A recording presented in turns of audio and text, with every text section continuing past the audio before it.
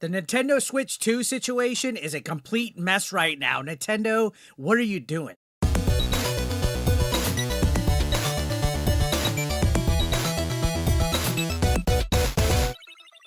So yeah, Nintendo really said, what if we don't make the Switch 2 affordable? Yeah, the Switch 2 is officially coming in at 449 US dollars and 499 if you want it bundled with Mario Kart World.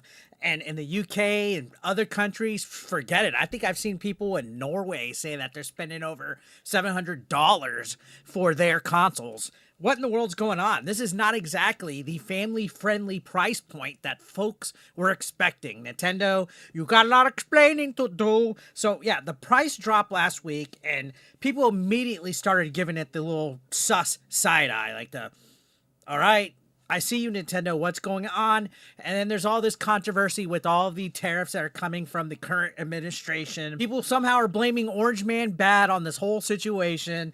And yeah, it's dropping like an anvil.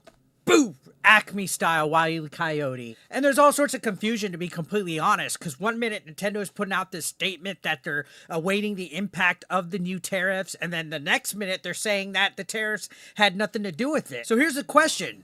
Are the new tariffs responsible for this price point? Is this why the thing's so damn expensive? Well, according to Nintendo of America President Doug Bowser, and yeah, that's hilarious that that's his real name, for real. The answer is nope.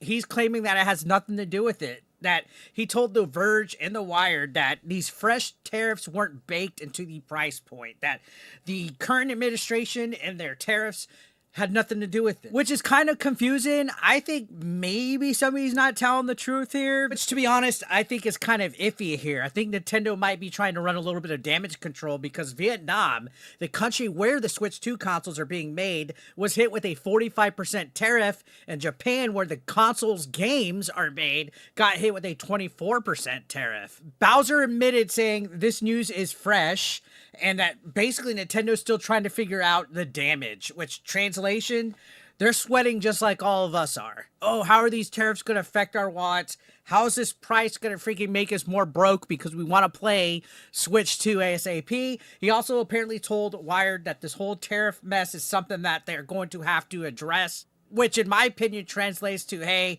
we're going to have to raise the price of the Nintendo Switch 2 later, which that's just going to piss everybody off. Now, apparently, a fun fact here, Nintendo actually used to dodge tariffs by moving the manufacturing from China to Vietnam and Cambodia, but now these countries are on the naughty list and being tariffed themselves. So basically Nintendo's out of places to hide unless the Switch 2 gets made in America. I don't know. So as a result, all this uncertainty, the Switch 2 pre-orders were put on hold. If you guys remember the announcement the other day that rocked the world over the weekend, Nintendo says they're taking time to assess the potential impact of tariffs and evolving market conditions.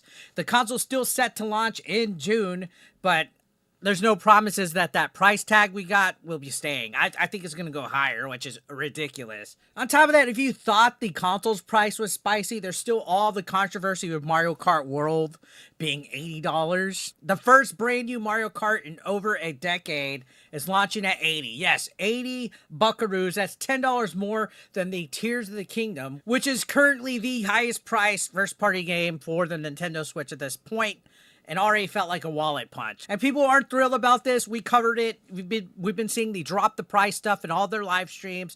Everybody's outraged. According to the VP of Product and Player Experience, which is a fancy title, they went out and told IGN that pricing isn't about a strategy, that it's based on the value of the games, saying, I would say it's less about the strategy of pricing Mario Kart World. It's more just what's the experience, what's the content, and what's the value. But all right, hey, it's still $80. And this is Bill Trinen, the VP of Product and Player Experience. So that's a lot of corpo speak, all right? It's hard to relate to these corpos when you're spending your good-earned money on some entertainment. They also tease that there's so much we don't know about the game and hinted that there's more secrets being revealed during a Mario Kart Direct that's coming up April 17th, saying that it is probably the richest Mario Kart experience they've ever had. So fingers crossed it's not just another lame-ass Rainbow Road or some kind of Waluigi in a new hat.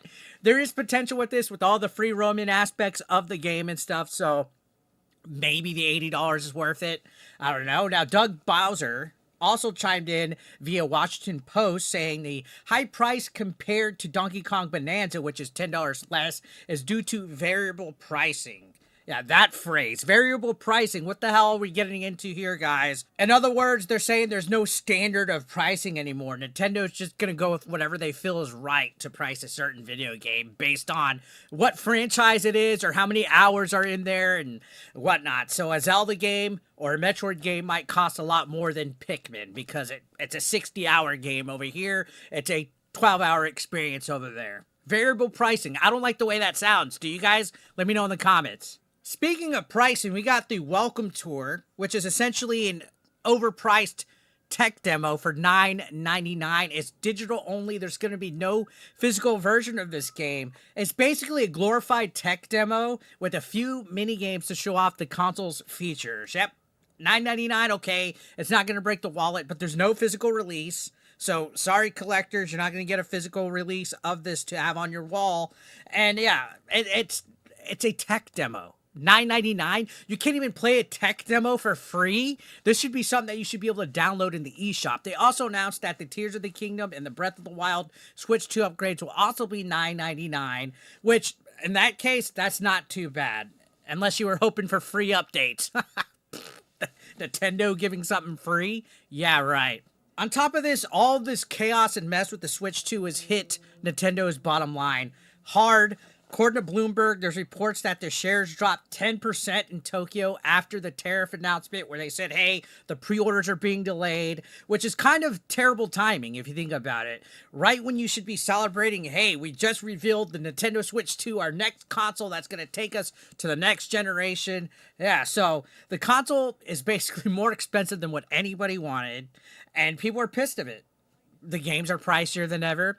The U.S. can't even pre-order yet. Yeah, we're not even, who knows when we're going to be able to pre-order. And the stock's going down 10%. So I guess if there's a silver lining in this, it's that Mario Kart World might actually be a banger. It might slap, as the kids say, and live up to the hype that is that $80 price tag. But that remains to be seen. Until then, we wait and we meme on this Nintendo Switch. So, yeah, let me know your thoughts in the comment section down below, guys. What are your thoughts on all this nonsense going on with the Switch 2?